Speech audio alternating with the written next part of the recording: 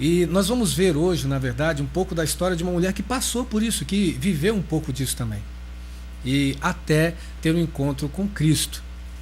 Na verdade, a história desse encontro ele começa há muito tempo atrás. Ele começa quando o rei Salomão, depois que ele morre, os seus filhos dividem o reino do povo de Deus. Era o reino dos hebreus. Salomão era rei dos hebreus. Quando ele morre, o reino é dividido. Ele é dividido em um território do norte e um território do sul. O território do norte ele recebe o nome de Israel e tem em sua capital uma cidade chamada de Samaria. O território do sul ele recebe o nome de Judá, de onde inclusive veio Jesus. E a sua capital recebe o nome de Jerusalém. O território do norte ele foi invadido por um povo chamado assírio. E quando os assírios invadiram o reino do norte, eles levaram para lá os seus deuses.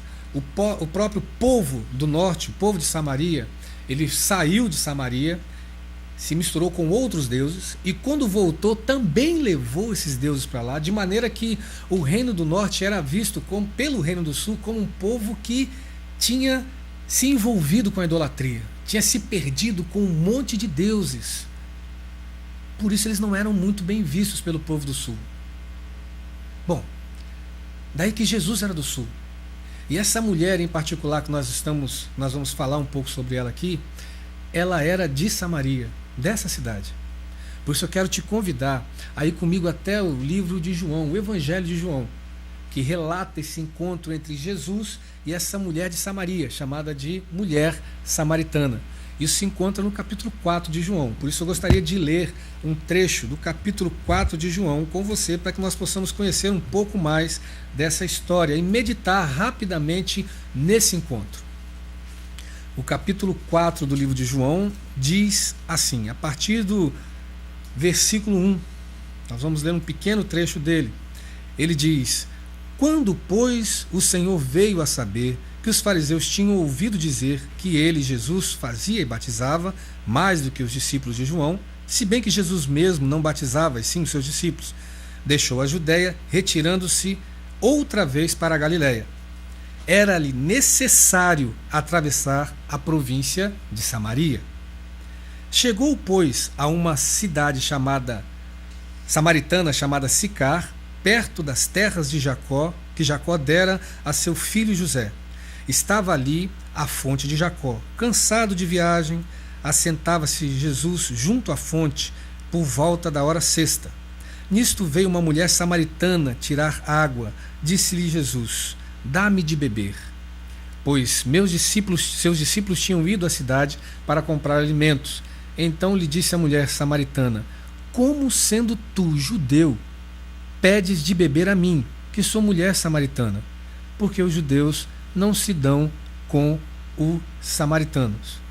O versículo 10 diz: replicou-lhe Jesus: se conheceras o dom de Deus e quem é que te pede dar-me de beber, tu lhe pedirias e ele te daria a água viva. Meus amados, meus queridos, como nós comentamos, o ser humano passa a vida inteira buscando, correndo atrás de coisas ou de situações que possam satisfazer as suas necessidades. Isso muito provavelmente por um sentimento de carência embutido, alguma coisa assim, mas o fato é que o ser humano nunca está satisfeito. Mas o que nós vemos aqui é uma mulher que nesse encontro vai ter a sua vida modificada, completamente modificada, porque ela se enquadra no papel de qualquer ser humano que também não tinha encontrado satisfação para a sua vida, não se sentia completa. Bom, mas como é que nós podemos entender então que essa mulher não tinha encontrado satisfação na sua vida?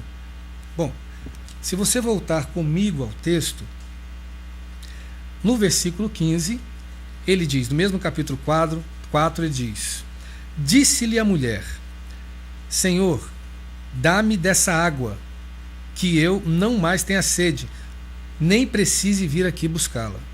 Disse-lhe Jesus: vai, chama teu marido e vem cá. Ao que lhe respondeu a mulher: não tenho marido. Replicou-lhe Jesus: bem disseste, não tenho marido. Porque 5 maridos já tiveste, e este que agora tens não é teu marido. Isso disseste com verdade. Essa mulher, ela dá o exemplo para a gente de alguém que não encontra satisfação na sua vida. Ela dá o exemplo para nós de uma pessoa que busca, e aqui nesse caso, buscando nas suas relações amorosas, satisfazer um vazio dentro dela que não conseguia ser satisfeito. Ela nos passa pelo histórico dela, por onde ela está, da situação que ela está e a resposta que ela dá, e até mesmo a resposta que Jesus dá para ela, de alguém que não conseguiu e não consegue estar satisfeita. E que provavelmente colocava nos seus relacionamentos a esperança de se satisfazer. Da mesma maneira que nós comentamos aqui no início de alguém que quando consegue alguma coisa, passa para outra, possivelmente era isso que lhe acontecia. Alguém, um relacionamento, que entendia ela, que poderia compreendê-la, poderia amá-la, poderia fazer com que aquela carência, aquele sentimento de abandono dela, aquela insatisfação pudesse ser finalmente satisfeita.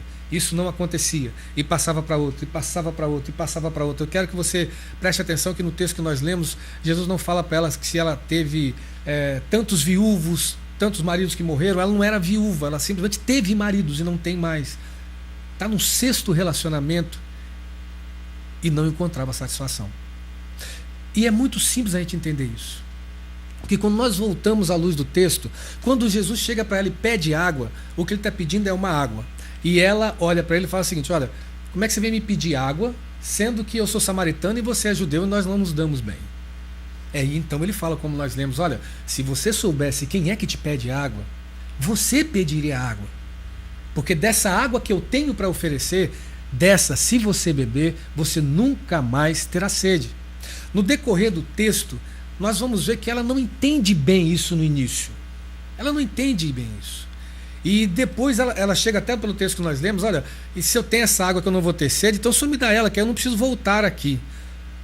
A visão dela, a cabeça dela, ainda estava presa toda a situação que ela vivia.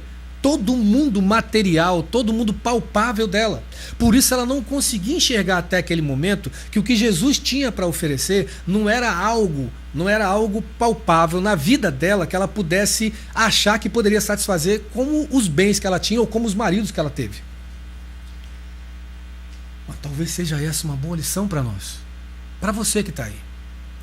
Jesus tem muito mais a oferecer do que algo que aparentemente o seu coração pode estar desejando como bem material. Ele tem muito mais do que um emprego para te oferecer, ele tem muito mais do que um carro para te oferecer, ele tem muito mais do que qualquer outra coisa que você ache que possa satisfazer o seu coração.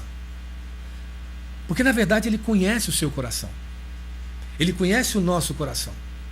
E a Bíblia é sábia em dizer que o próprio coração do homem, ele é enganoso. O que nós queremos nesse momento pode não ser aquilo que nós vamos querer daqui a 1 mês, 2 meses, 1 ano, 10 anos. O que nós queremos hoje não é o que nós queremos daqui a algum tempo.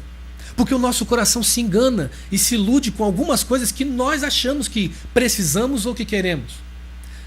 Mas o Senhor Jesus não. O Senhor Jesus conhece a nossa vida, conhece o profundo no nosso coração. E Ele sabe que o nosso coração não se satisfaz com coisas. E o que Ele tinha para oferecer para aquela mulher é o que Ele tem para oferecer para nós hoje, para você hoje, que é uma água da vida, a água que dá uma nova vida, a água que restabelece vida, não uma vida como esse mundo a dá, uma vida que faz com que você seja valorizado por quanto você carrega no bolso.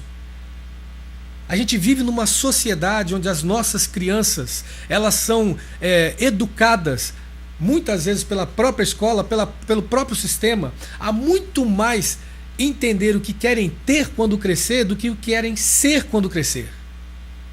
Nós vivemos num mundo de extremo consumismo, onde nós somos valorizados pelo que temos, não pelo que somos ou temos para apresentar, mas por aquilo que passa uma ideia sobre nós que muitas vezes nós não somos.